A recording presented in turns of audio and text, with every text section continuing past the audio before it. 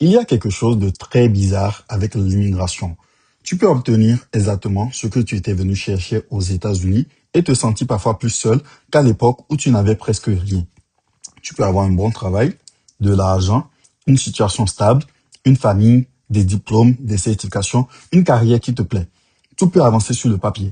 Et malgré ça, il peut y avoir des moments où tu regardes autour de toi et tu te dis, mais pourquoi j'ai l'impression qu'il me manque quelque chose? Et je pense qu'on ne parle pas assez de cette partie-là de l'immigration, justement. On parle beaucoup du rêve américain. On parle du salaire, des hauts salaires, de la carrière, de la maison, des diplômes, des certifications, surtout des opportunités.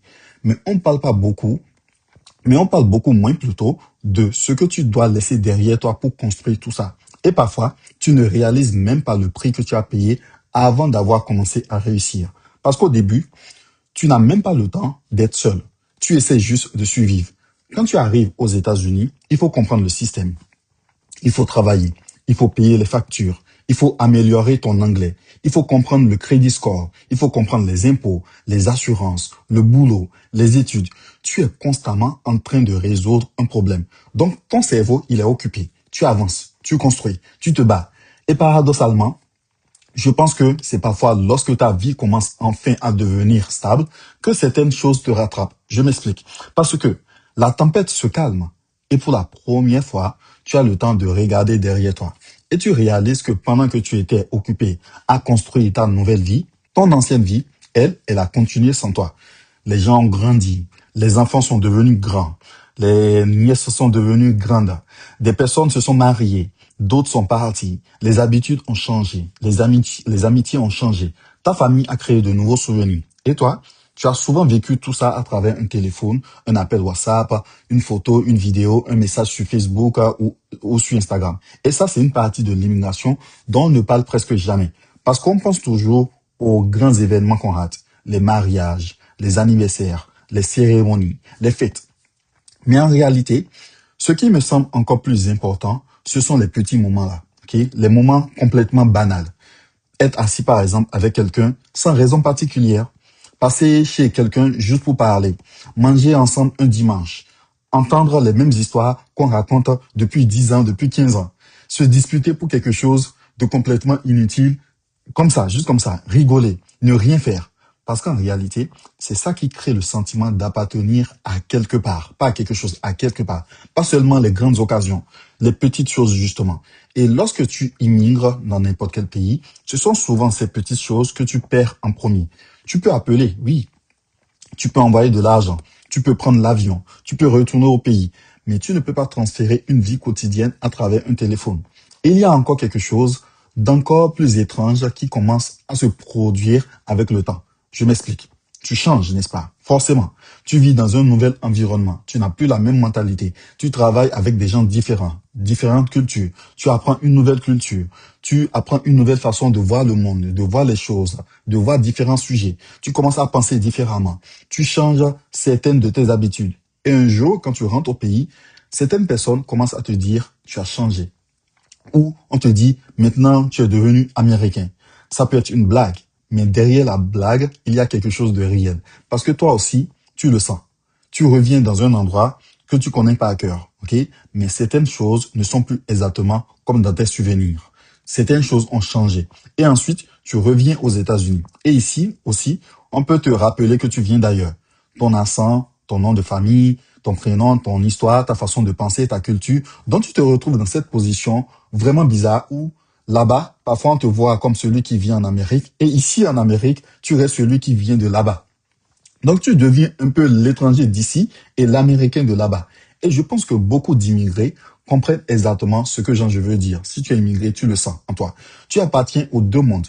Mais parfois, tu as aussi l'impression de n'appartenir complètement à aucun des deux. Tu es au milieu. C'est un peu difficile. C'est comme parler les deux langues. Et plus tu réussis, plus ce contraste devient bizarre. Parce que tout le monde suppose que, puisque ta vie avance, tu devrais automatiquement être heureux. Tu as réussi, tu as un bon travail, tu gagnes bien ta vie, des milliers de dollars. Tu as atteint certaines choses que beaucoup de personnes aimeraient atteindre. Donc, de quoi est-ce que tu pourrais te plaindre? Et c'est justement là que beaucoup de gens gardent certaines choses pour eux. Ils se renferment, ils sont solitaires parce qu'ils ne veulent pas paraître ingrats. Ils se disent, j'ai tellement de la chance d'être ici aux États-Unis. Et c'est vrai, mais deux choses peuvent être vraies en même temps. Tu peux être reconnaissant pour ta vie aux États-Unis ou en Occident et avoir mal de certaines choses que tu as laissées derrière toi. Tu peux aimer les États-Unis et avoir énormément de nostalgie pour ton pays natal. Tu peux être fier de toi, fier de tout ce que tu as construit et quand même regretter certains moments que tu ne récupéreras jamais. L'un n'annule pas l'autre. Et je pense qu'on commet parfois une autre erreur. On essaie de remplir ce vide avec encore plus de réussite, encore plus de travail, encore un objectif, encore un diplôme, encore une certification, encore plus d'argent, encore un projet, encore un niveau. Parce que travailler, c'est facile à comprendre. Tu travailles, tu progresses, tu obtiens un résultat et c'est tout. Les relations humaines ne fonctionnent pas comme ça forcément. Et aucun salaire, peu importe le montant, ne peut remplacer le sentiment d'appartenance. Aucun titre professionnel ne peut remplacer les gens avec lesquels tu peux être complètement toi-même. Aucun diplôme ne remplace une conversation avec quelqu'un qui te connaissait avant tout ça, depuis que tu étais tout petit. Et avec les années, je pense que ma définition de la réussite a beaucoup changé à cause de ça.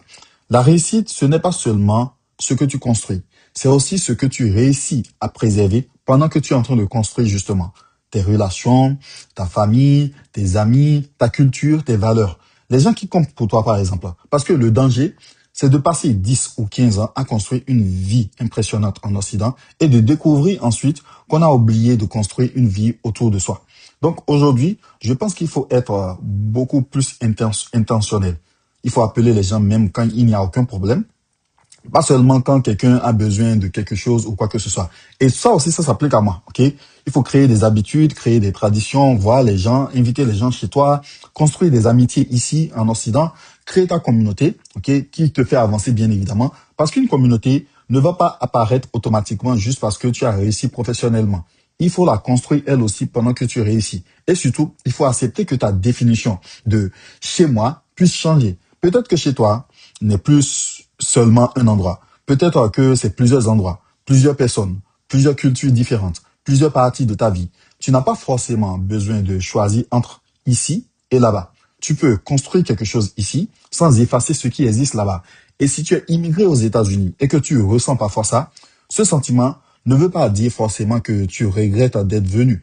Ça veut simplement dire que certaines victoires ont un prix. Et je pense qu'on devrait être capable de parler du prix, autant qu'on parle de la victoire. Parce qu'au final, la réussite ne vaut pas grand-chose si tu n'as personne avec qui la partager. Alors, je vais te poser une question. Si tu vis loin de ton pays, qu'est-ce qui te manque le plus? Dis-le moi dans les commentaires. Et je ne parle même pas de la nourriture ou quoi que ce soit, je sais ça. Je parle d'une personne, d'un moment, d'une sensation. Écris-le moi dans les commentaires.